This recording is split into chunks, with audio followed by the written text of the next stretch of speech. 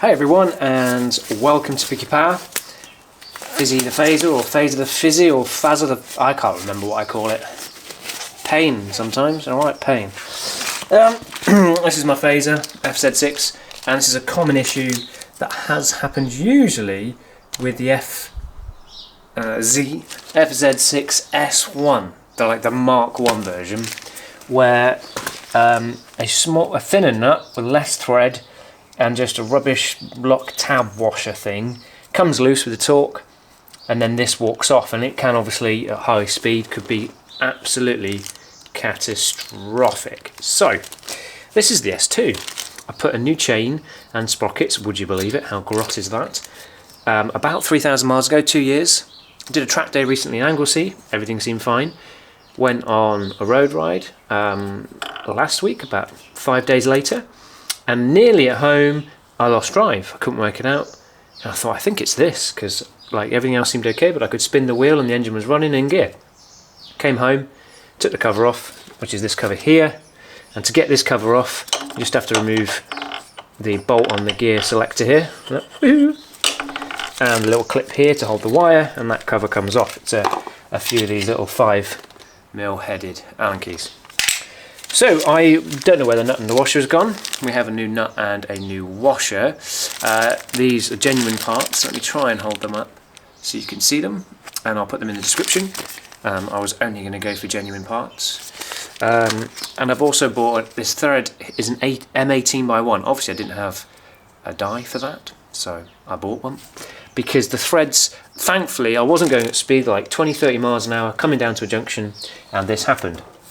So I wasn't going particularly at speed, which is great, but it has just sort of topped the edges off the threads. The threads are okay, they're not completely dead, or I'll have to get a new shaft. Now, Yamaha obviously were worried about this repeated problem on the S1, so this nut, it's got like this castle edge. It's not really a castle edge, but you've got two edges to stake it in on the here. So there's a little dip there and a little dip there. They're not very big dips. I remember staking the other nut in, and I bought new ones when I did this, but it's come loose. So we're going to come up with another solution, which we'll come to make sure this doesn't come undone. But the first thing we're going to do is get rid of all this grot, check the splines are okay, and then make a tool of some sort, because obviously this is fine as it is. I can't even get it started, which is not a good sign, is it really? Either that or it's not an M18x1, which is what everyone's told me it is. Or that's back to front, I don't know. We'll have a go at that in a second. Yeah. It's very difficult to get a thread file in there, hence why I got the die, I should say. But yeah, there's a lot of grot in there. All the chain. I never take this cover off.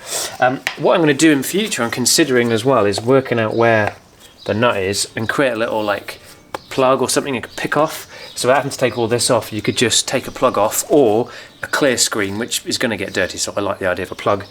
You could just inspect it every time you adjust the chain. A fix, by the way, Yamaha, going back in time, would have been a left-hand thread, wouldn't it? Because it rotates this way, and naturally the torque of the engine wants to undo it. If it was a left-hand thread, I don't think they'd have this issue. But there we go. Other manufacturers do that, don't have problems. Right, let's try and clean this up. It's probably not going to go very well, that, and I'll give up, and I just want to fix it and ride it.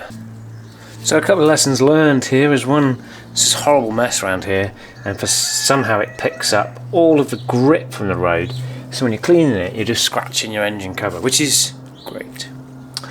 Second thing I found out is it's not an M18x1. I thought that was a bit weird, but you know, sometimes should have just come out and measured it for myself. I wasn't feeling well. Thought I'd do the old Googling. After many hours of finding useless posts, find 3 or 4 that said M18 and 3 or 4 that said M18x1. Couldn't find information about this part number, about what thread it was. Turns out it's M20. It's 20mm. So I was like, why won't this fit nice, and why does this M18, this lovely new nut, fit beautifully? And then I measured them. So don't read everything on the internet. And if anyone wants an M18x1 die, which I spent I think £7 on plus postage, I've got one here, unused, unloved. Okay, so let's see if I have an M20 thread die, which I don't, but I'm going to look anyway. Then let's check Amazon Prime, see if we can get one next day, and if I can't, which I probably can't, I'll cry into a cup of tea. this is what we've resorted to. Sprocket off, chain dropped, thread file, because I'm not spending 15 quid on another die. I'm going to send that one back. 15 quid each they are. And we're just slowly working it in, so the thread naturally pulls it in. But it is working. Bit of lube. You want to get it on one of the edges. A little bit of pressure. Just feed it in.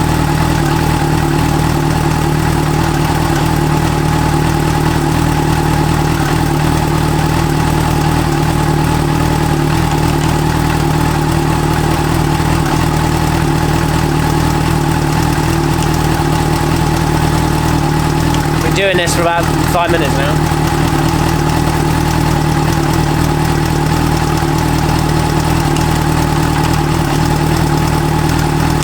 Essentially, you feel it on the file. When it stops jerking around, the threads are smooth. So let's have a little look, shall we? I'm going to get it back into neutral. That'll be an interesting thing.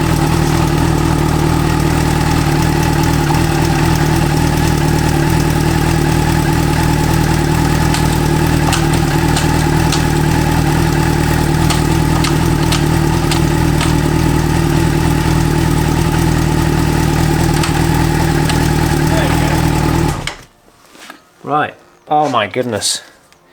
I didn't actually think it would work, but it looks quite good. You have little doubt. Oh yes. Oh yes. Plus waiting for the die means I can't ride this weekend, and that sucks. Oh, that looks so good. I have said many times that this is one of my favourite tools in my workshop, and the reason is it's a real get you out of trouble. It's got all the threads, it's obviously metric, but it's got the threads from 1 to 3, and it was like 15 quid. I think it wasn't even that much. I've had this for 20 plus years, and it's got me out a lot of bother. And today, it's got us out of bother again. Right, now this would start going on the difficult threads. Let's see what we've got here. That's where it would get stuck before.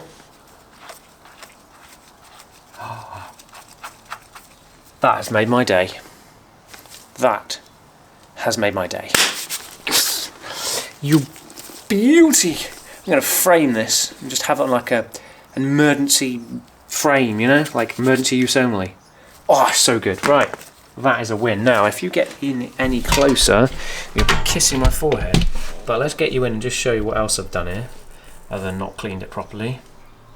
Alright, hopefully we're focused. There we go. Right, let's take this knot off then. So basically, before the threads were all flattened off, couldn't get further than that. And now, that goes on by hand, which is a delight. So you can't really see from the angle of the threads, but they were all flattened off from about 2/3 back. Oh, beautiful job. Right, I've also ground in a deeper valley where you stake the edge, just this edge here. So that edge is sort of slightly thinner and softer, obviously, well, thinner anyway, and the idea is once you do that up, you stake the edge in and that stops it coming undone.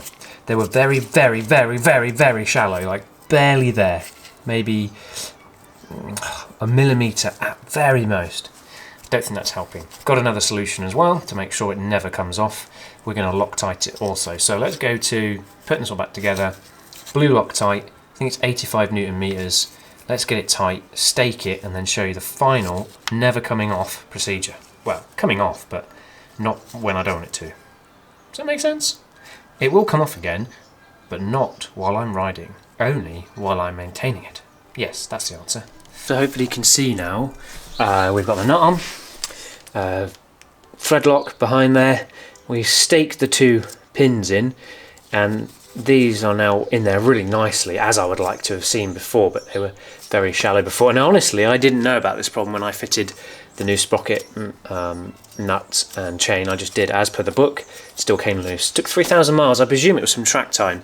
And on track, just for one time, it came down to a quick corner and I dropped into first and didn't mean to. I meant to second, I wasn't really paying attention if I'm honest, properly. Went into first and it locked the wheel again.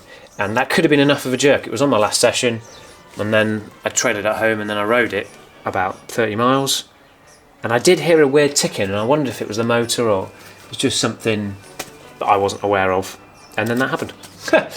Pay attention to ticking noises. So, final locking procedure. Right, come back when I'm done, and I'll show you what I did. Alright people, at what point are you going to see what I did? Oh, probably at the point where I stop wobbling around a lot, I expect. Let's get you in closer. Oh, yeah. Is that close enough? No, centre of screen. Weld. So, I've done this before with other things, never on a bike. You don't want to put too much heat into the shaft. There is a seal right behind the sprocket, obviously. So we used MIG. The shaft is hardened, but obviously we ground in a nice deep trough where we staked it, and then we've put double weld on both. Could have welded all the way around, but I potentially would want to get this off one day. 30,000 miles or maintenance or engine, or I'm probably going to crash it first, aren't I? But defy you to come undone. Yes, I think that's going to stay there for now. Alright, the final modification. Well, I haven't done any other modifications, I've just fixed it.